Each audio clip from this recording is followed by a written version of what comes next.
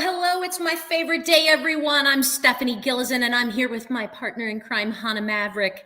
It's Wednesday. We're going to cover a phenomenal destination this week. We have decided to bring back and cover St. Lucia. We did it long time ago in the very beginning of doing these webinars.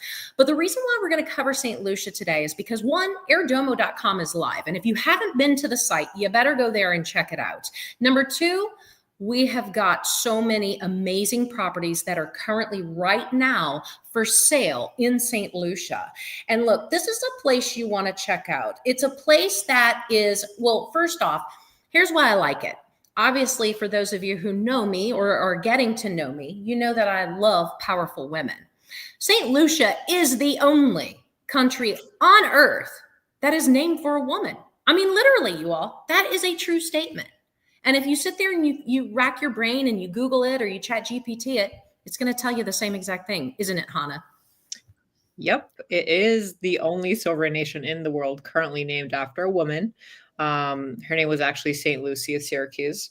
But yeah, it's very, very exciting. My favorite fact about St. Lucia, though, it is the only country with a drive-in volcano.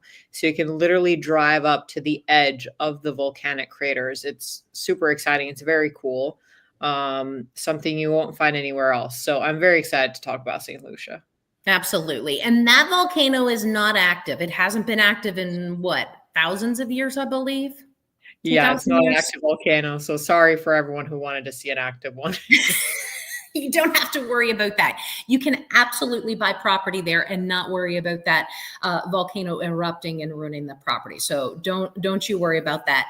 Look, if you haven't been to St. Lucia is obviously in the Caribbean. It's far south, right above South America. It is gorgeous. It's beautiful. It has rainforests. It has beaches. It almost reminds me a little bit of the rainforest that you see in Maui. If you've been to Maui, that's what it reminded me of.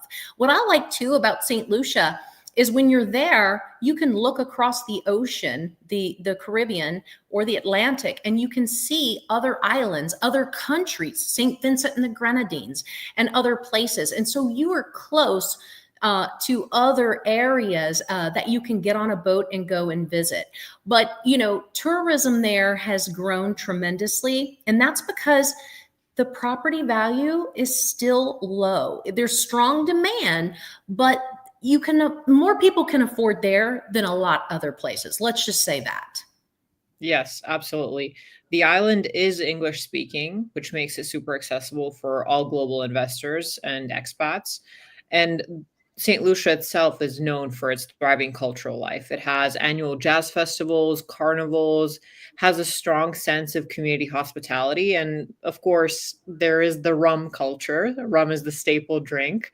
A lot of local distilleries make unique blends and they infuse it with island spices. I mean, that's enough for me to go there. Absolutely. And St. Lucia offers the Citizenship by Investment, the CBI program. So that allows qualifying property investors to gain a St. Lucian passport with visa-free access to over 140 different countries. So that's something of importance as well, too. So I love St. Lucia. If you can't tell, it's gorgeous. It's beautiful. And again, I'm excited about the properties that we've put online that are available right now. Some of them are brand new developments and others are resales. Some of them are short-term rentals that are already booked into the 2026, 2027 years. So let's dive in, Hannah. Exactly. There's a lot of new inventory for St. Lucia on Airdomo. There is branded residences as well. So there's something for everyone, price-wise as well. So let's dive in. Stephanie, why do investors see St. Lucia as a promising property market? Well, the thriving tourism, look, it is fueling strong rental demand for the villas, the resorts, and the vacation homes. Okay. Political stability, the use of English being its primary language, and it's an investment-friendly government. They actually make it appealing for international buyers to come there and invest. They want our money. They want us to have the availability ready so that all those tourists have wonderful places to stay. So that added benefit of citizenship by investment program, look, it gives St. Lucia an edge that some of the other islands and countries out there just don't have. And again, the pricing is just right. What might cost you 4 or 5 million elsewhere might only be less than $1 million, or right hovering around 1 million in St. Lucia. Exactly. And the weather is always good. So that's definitely a plus. But when it comes to things like that, what should foreign buyers know before purchasing property in St. Lucia? Okay, so non-citizens do need to apply for the alien landholding license, okay? So you're gonna apply for that. They wanna just make sure that you're not some criminal coming in to take up occupancy in their beautiful, country, all right? Also, the CBI program, which we've talked about, that's $200,000 purchase or more with government-approved real estate, all right? So it's a $200,000 purchase price or more, which it's obvious. You're going to spend that for sure. That's not going to be an issue. And that's going to be for qualified investors and their families for citizenship. So it's not just limited to that one investor.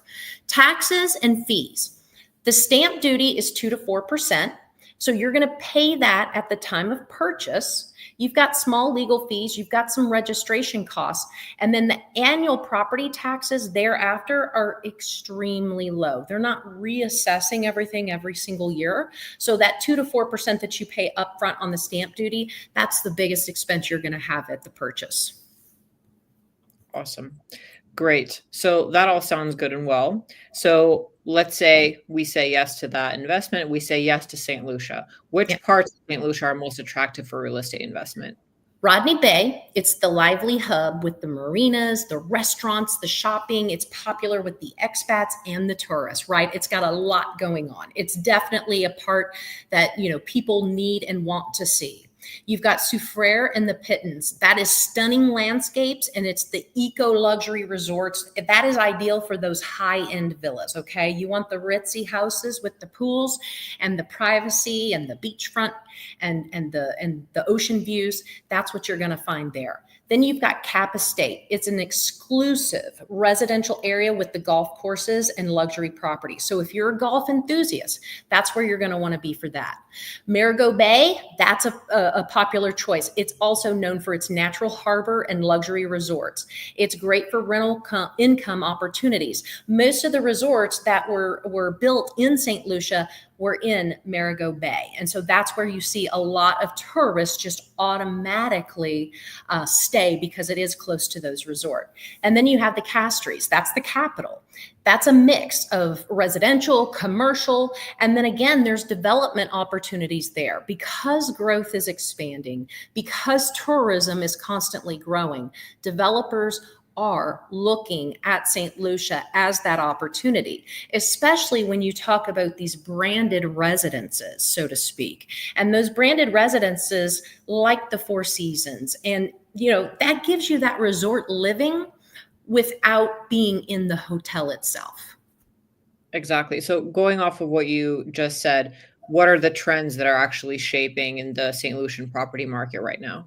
Well, the expansion of luxury resorts and boutique hotels, that again is supported by the high tourism arrivals.